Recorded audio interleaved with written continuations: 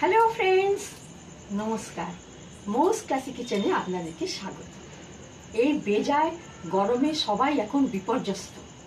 এই গরমে শরীরকে সুস্থ রাখতে আজকে আমি বানাচ্ছি স্পেশাল বাদাম লস্যি। চলুন দেখে নিই এটাকে আমরা বাড়িতে কীভাবে বানাবো। লস্যি বানানোর জন্য আমি সব ইনগ্রিডিয়েন্টস নিয়ে নিয়েছি। লস্যি বানানোর সঙ্গে সঙ্গে এর ব্যাপারে আমি বলতে থাকবো।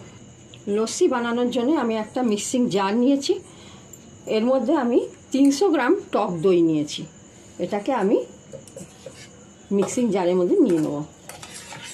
এই পাতা দই, আপনি বাজারের দইও নিতে পারবেন।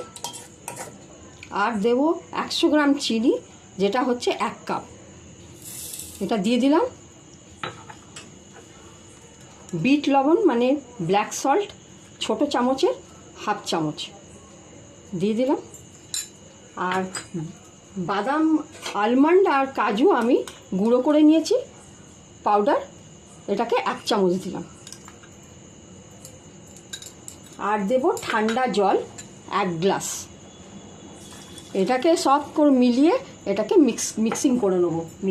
দেখুন লস্যিটা আমি মিক্সিং করে নিয়ে এসেছি। এবার দুজনের জন্য 2টো গ্লাস নিয়েছি।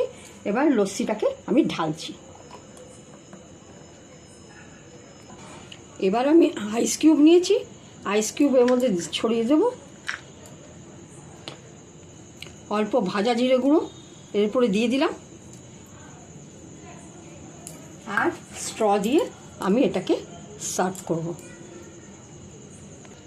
এই লস্যিটাকে আপনারা গরমের দিনে রোজ বানিয়ে খান এবং শরীরটাকে ঠান্ডা এবং সুস্থ রাখুন। লস্যিটা কেমন লাগলো, ভালো লাগলে লাইক, শেয়ার, সাবস্ক্রাইব করুন এবং কমেন্ট করুন। ধন্যবাদ।